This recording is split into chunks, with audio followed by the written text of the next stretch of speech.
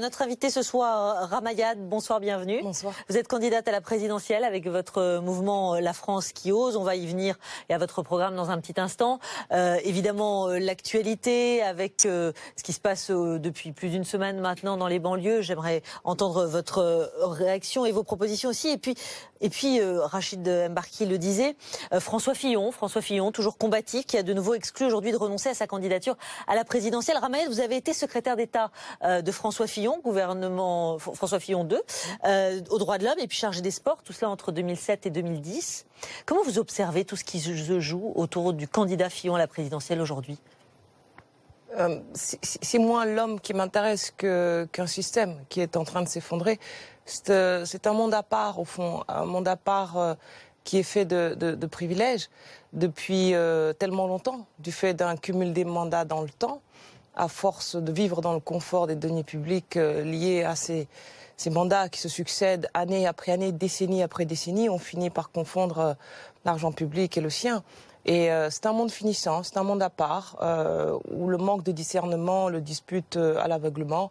Et au fond, ce n'est pas François Fillon en soi, c'est un système. C'est un système. Mais ça vous a surpris quand même que ça touche François Fillon ? C'est la conséquence naturelle de ce cumul de mandats dans le temps d'hommes et de femmes qui n'ont pas de métier et qui donc n'ont jamais rien fait d'autre que d'exercer des mandats publics.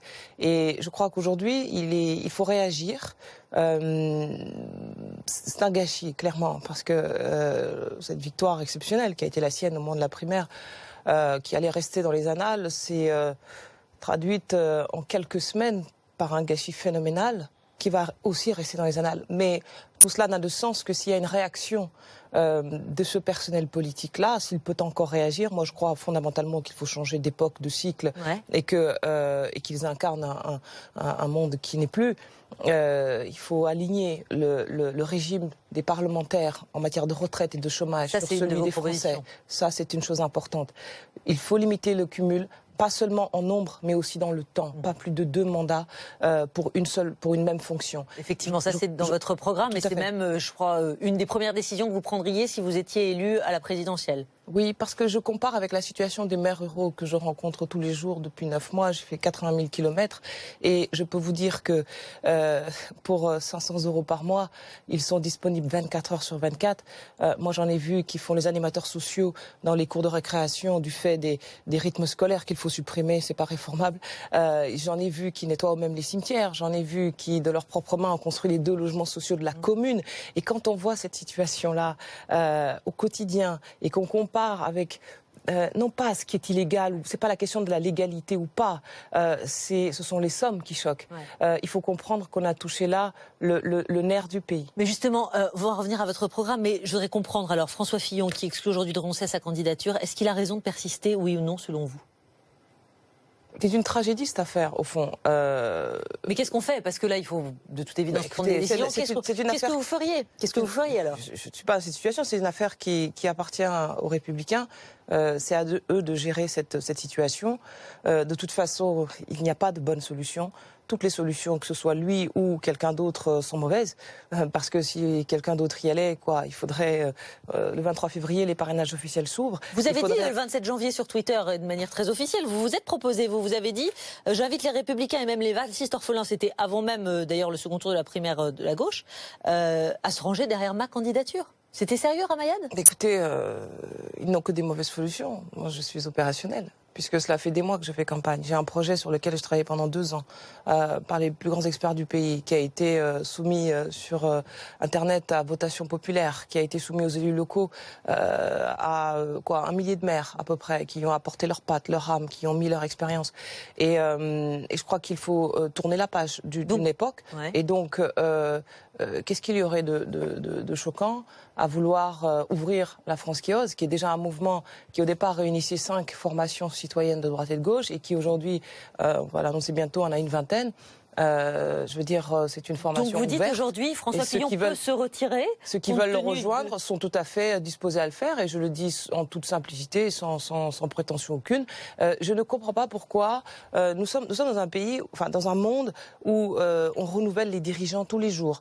En Grande-Bretagne, les miliband ont pris leur retraite à 50 ans. Matteo Renzi vient de sortir de la vie politique. Les États-Unis ont vu Barack Obama être élu 2 fois. Pourquoi faudrait-il qu'il y aurait certains qui seraient plus légitimes? La différence, c'est qu'en France, quand on perd, on reste. Et d'autres non.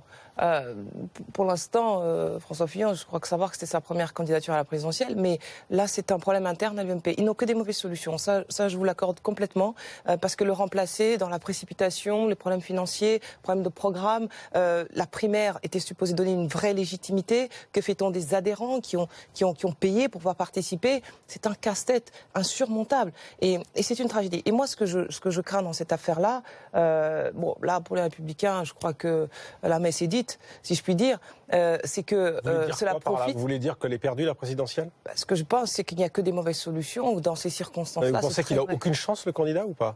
Vous dites la messe est dite, donc ça veut dire que vous pensez qu'ils ne peuvent plus gagner. Les Français décideront, clairement. Les Français décideront. Je ne me fie même pas au sondage, parce que ce n'est pas le sujet. Mais les Français décideront. Mais pour l'instant, vous n'avez pas de rassemblement, vous n'avez plus de projet, parce que même ceux qui avaient fait les murs porteurs, fondé le programme présidentiel, la posture, le positionnement de François Fillon, tout cela est ébranlé, à savoir la probité et deuxièmement le sacrifice demandé aux Français. Comment peut-il désormais faire campagne sur ces 2 thématiques qui ont fait sa victoire? C'est quelque chose de très compliqué. Donc tout cela profite à qui? Tout cela profite à l'extrême droite. Marine Le Pen, qui n'a aucune leçon à donner à qui que ce soit, puisque en termes de conjoints recrutés, en termes de procédures judiciaires vis-à-vis des centres parlementaires, etc., elle n'a aucune leçon. Mais c'est comme si les Français n'attendaient de ce point de vue d'elle rien dans ce domaine-là. Mais aujourd'hui, je crois honnêtement que face à cet assèchement de la vie politique, parce que si on regarde bien, on craignait un trop-plein de candidats il y a encore 2 mois. Qui reste-t-il? Qui est encore debout? C'est dire qu'on est à la fin d'un cycle. Il en reste un quand même, Ramayad, un qui fait beaucoup parler, un qui quand même séduit à droite, à gauche. C'est Emmanuel Macron, évidemment, ça ne vous a pas échappé. Sa candidature, les sondages, ça fait seulement 2 ans qu'il fait de la politique, quand ça fait 10, je crois, pour vous. On a 10 au compteur. Il est dans le peloton de tête. Vous n'apparaissez pas dans les sondages. Comment vous expliquez ce gap?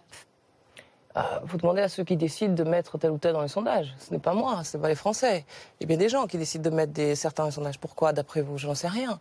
J'aimerais bien avoir la réponse d'ailleurs. Pourquoi on décide que ceux-ci méritent de l'être et pas d'autres? Quels sont les critères de choix? Alors que les Français devront voter au nom d'un pluralisme démocratique. C'est un véritable scandale. C'est un véritable scandale. Les Français doivent savoir que Emmanuel Macron remplit des salles avec 10 000 personnes. Mais avant même qu'il ait commencé. Non, mais vous parliez tout à l'heure des salles comme un des baromètres de. Je n'ai pas parlé de salles, non. Ce que je dis... Vous avez dit qu'il n'y a plus de rassemblement pour François Fillon. Il y a des rassemblements importants. Si vous avez dit, il y a des rassemblements importants pour Emmanuel Macron. Donc c'est quand même au-delà des sondages. C'est un élément d'une dynamique. Pour une campagne. Alors, laissez-moi le temps de remplir des salles pour pouvoir juger de ce que je suis capable de faire. Lui, il en a rempli 2 grands. Mais ces sondages-là avaient commencé avant. Mais je vois bien, et j'observe avec intérêt l'orchestration médiatique du phénomène. Mais je vais vous dire, les Français n'ont pas encore choisi. Et personne. Vous ne leur imposerez pas un candidat. Et en général, les favoris ne sont jamais les gagnants. C'est la grande leçon de tous les scrutins de l'élection présidentielle de la Ve République. Pas vrai. Et d'autre part, François Hollande était en tête au mois de février 2012 et il a gagné au mois de mai 2012. Si vous avez envie de défendre Emmanuel Macron, libre à vous. Je dis que M. Hollande était en tête en février 2012. François Hollande était en tête en février 2012, il a gagné en mai 2012. Nicolas Sarkozy était en tête en février 2007, il a gagné en mai 2007. Juste avant de venir. Jacques Chirac était en tête. Juste avant de venir sur ce plateau, je notais sur ce point. Je notais sur ce plateau, juste avant de venir, que vous parliez de la fin du phénomène. Je ne sais pas de la fin du phénomène, je vous dis, mon ami, que M. Macron remplit des salles. Oui, mais je ne parle pas des sondages. Mais non, mais je vous dis qu'il vous l'aviez fait, vous faisiez ces sondages avant même qu'il ait quitté le gouvernement. Sondages, et il n'avait pas commencé. Mais non. C'est quand même un élément de dynamique. On m'a interrogé sur les sondages, donc je réponds sur les sondages. Mais laissez le pluralisme démocratique. Mais qu'est-ce que je vous réponds? Je ne trouve pas le moindre programme. Je vais vous expliquer. Moi, je suis obligée de me baser sur des faits objectifs, pas les cars qu'on ramène et pour remplir des salles. Je suis obligée de me baser sur des éléments objectifs pour juger. J'ai essayé, croyez-moi, on a à peu près le même âge. Vous avez été une coqueluche médiatique comme dans la 2009, vous étiez effectivement la chouchoute des Français, Ramayad. Il ne m'est pas venu à l'idée de me présenter contre le président sortant à l'époque. C'est bien la différence. Il ne s'agit pas de ça, Ramayad. Il s'agit simplement de comprendre. Parce que vous voyez bien aujourd'hui ces ministres de droite qui filent vers Macron, Jean Arthuis, Renaud Dutreil, Serge Lepertier, ou encore là aujourd'hui la jupéiste Aurore Berger. On voit bien les électeurs de droite, ils sont aussi séduits par Emmanuel Macron. Il y a un mouvement de droite qui a été lancé il y a plusieurs mois. Je sais qu'il faut il y a quand même un début d'hémorragie. Est-ce que vous me permettez de... Je ne suis pas ici pour parler des autres. Je suis ici, même pas pour parler des Français, mais pour ce qu'on peut faire pour que ça ne se reproduise pas. Je ne suis pas ici pour parler des phénomènes médiatiques. Je suis là pour parler du fond et de ce que je propose pour les Français. Bien sûr, mais on se pose la question, nous, parce que comme vous vous situez finalement un peu au croisement, vous êtes ni de droite ni de gauche, vous avez été à l'UMP, à l'UDI, au Parti radical, on se dit finalement pourquoi pas Emmanuel Macron? Il pourrait y avoir une proximité. Parce que je ne me fie pas au phénomène de mode. Je m'appuie sur la réalité d'un projet politique. Au-delà de ça, il y avait philosophiquement, vous avez des points communs. C'est pas ce que j'essaie de finir depuis tout à l'heure. Non, mais le contenant ne suffit pas. Il ne suffit pas d'une posture. On peut avoir une posture identique, un âge identique, sortir de la même promotion, etc. Mais ça ne dit pas ce que vous proposez pour la France, ça ne dit rien. Et donc, moi, je me suis évertuée à vouloir juger sur des faits, donc au moins un programme. Parce que les faits, bon, le bilan était maigre, mais au moins sur un projet politique. Et d'abord, je peine à trouver ce projet politique, ce programme, depuis des mois. Et lorsque je mets enfin la main sur une petite idée, je tombe sur le SMIC, sur les 39 heures pour les 39 heures pour les jeunes, les 35 heures pour le reste de la population. Ça me rappelle le SMIC jeune d'Édouard Balladur. On nous parle santé et je vois passer une mesure en doctissimo géant public. Donc on va se soigner sur Internet. Lorsque je regarde sur ce qui est ma spécialité, la politique étrangère, j'entends qu'il faut faire avec Bachar el-Assad. C'est un vieux candidat. Donc Ramayad, si je traduis, s'il vous proposait, s'il vous tendait la main, ce serait non. Non, on ne peut pas. C'est pour ça, je vous pose la question, parce que je veux savoir si vous êtes prête à insulter l'avenir ou pas. Je ne suis d'accord en rien avec le peu qu'il propose. Et on ne le connaît pas. Vous l'avez dit vous-même.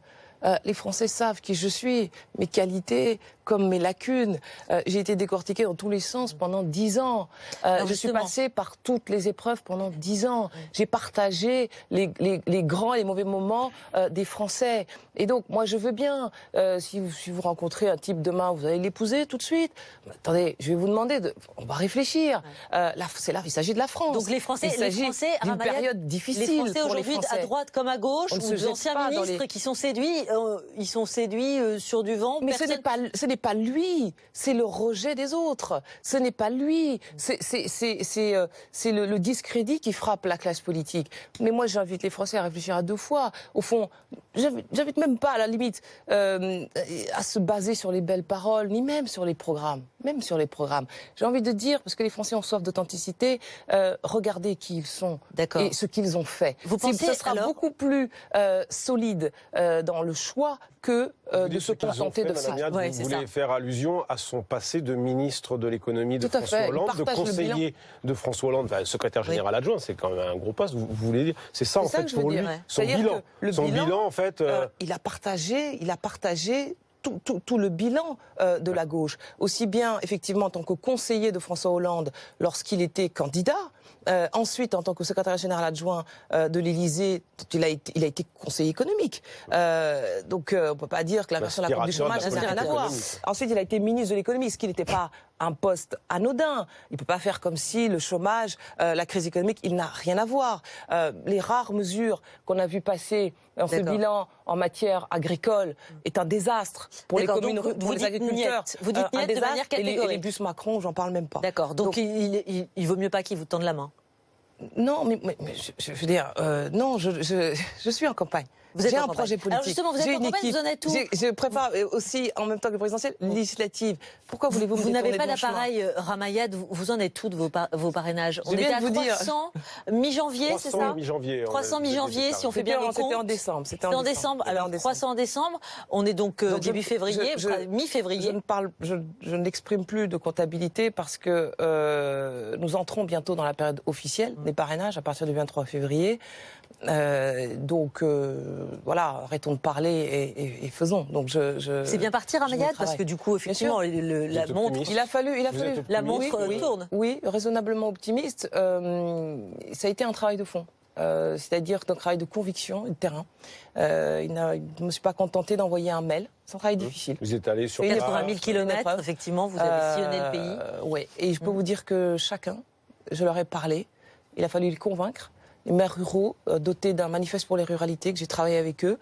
Les maires des communes littorales, 1500, dotés d'un plan d'action pour la mer et pour la croissance bleue. Les collectivités d'outre-mer, avec un contrat pour les outre-mer. Ça a été un travail éprouvant. Réellement, enfin, je le dis. Combien de kilomètres vous disiez? 80 000 kilomètres. Ça coûte cher de faire une collecte comme ça, enfin une collecte de promesses, puisque ce sont des promesses. Ça coûte cher, mais je vais vous dire, je suis revenue de là, au-delà même des parrainages, et c'est ça qui est extraordinaire, avec l'idée, on parlait des banlieues tout à l'heure, mais aussi les campagnes qui sont écrasées par le mépris de la République et de cette aristocratie politique. Des communes qu'on veut supprimer aujourd'hui avec la loi NOTRe, qu'on écrase de charges avec les rythmes scolaires, dont on baisse les dotations. Alors justement, on veut réellement les faire disparaître. C'est important pour la cohésion sociale du pays. Parce que vous parlez... et deuxième élément, certains d'entre eux sont les porte-parole de ma campagne électorale, parce que ce qu'ils m'ont dit, ce dont ils témoignent tous les jours, ce travail 24 heures sur 24 pour 500 € par mois, je veux qu'ils puissent le dire ici à BFM TV en prenant en français les témoins, parce qu'eux aussi ont le droit d'avoir accès aux médias pour s'exprimer. Et ensuite aux législatives. Un certain nombre d'entre eux se présenteront aussi aux législatives avec nous, parce qu'on présentera 517 candidats. Ce que je suis en train de vous dire là, c'est que je ne suis pas en train de mener une campagne ou une candidature de témoignage. Je ne suis pas en train de faire une campagne d'égo. Je ne cherche pas à négocier un poste. Je ne veux pas rallier qui que ce soit. Comment vouloir exister quand on n'est déjà plus rien? C'était les mots de Jean-Christophe Lagarde, président de l'UDI, dont vous avez été exclu. Évidemment qu'il n'allait pas évidemment soutenir votre candidature. Mais quand on entend ça, quand on entend ceux qui disent que cette candidature c'est votre dernière cartouche parce que finalement vous avez été exclu du Parti radical, j'ai 40 ans, heureusement que ma vie est devant moi. Non mais Ramayad, qu'est-ce que vous leur répondez? Qu'est-ce que vous leur répondez? Vous leur dites si j'ai des chances d'être aujourd'hui au second tour, quelles sont-elles dans ce cas? Quelles sont-elles vos chances d'être aujourd'hui au second tour? Vous seriez capable de parier ici, Nathalie Lévy, que je puisse ne pas l'être? Vous pouvez l'assurer aujourd'hui? Non, après toutes les. Moi, je vous demande de leur répondre à eux et de nous dire tous les sondages qui ont été démentis aujourd'hui. Tous les troisièmes hommes qui sont devenus les premiers. D'ailleurs, il faudrait qu'il y ait une femme là-dedans, parce que moi, je ne veux pas d'une élection présidentielle où il y aurait deux femmes uniquement, pour représenter les femmes de France. L'extrême droite avec Marine Le Pen et l'extrême gauche avec Nathalie Arthaud. Je pense que les femmes de France ne peuvent pas se contenter d'une représentation uniquement liée à des extrêmes. Mais je vais vous dire une chose, ces personnes qui critiquent parce qu'ils ne peuvent pas attaquer le raisonnement, ils attaquent le raisonneur. Qu'est-ce que vous voulez que je dise d'eux? Ils se sont trompés dans tous les domaines. Ils n'ont pas su faire exister le centre. Ils ont fait du centre, qui était une grande famille politique, porteur d'une grande tradition du radicalisme et des démocrates chrétiens. Qu'en ont-ils fait de cet héritage? Au fond, je suis la seule candidate centriste debout aujourd'hui. Si François Bayrou, pardonnez-moi, il nous reste une minute, si François Bayrou se déclare, parce que c'est encore dans les tuyaux, hein, c'est encore possible. Il a dit jusqu'au 22 février. pourrait remettre en cause votre choix, à vous, Ramayad? Absolument pas. Vous parlez du centre. Je suis partie en campagne il y a 9 mois. Mais c'est le centre, c'est le pilier, Ramayad. Il nous reste quelques secondes.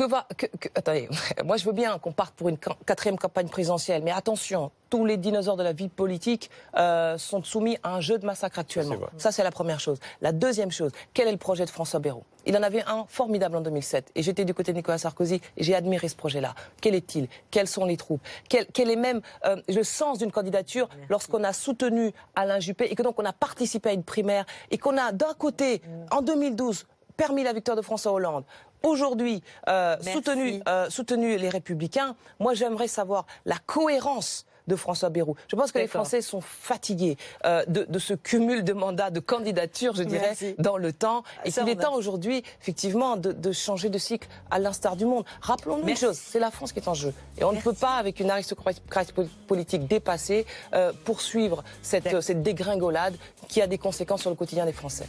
Merci beaucoup, Désolée, mais merci d'être venu. On a bien compris. La mi-temps, le football, c'est à suivre.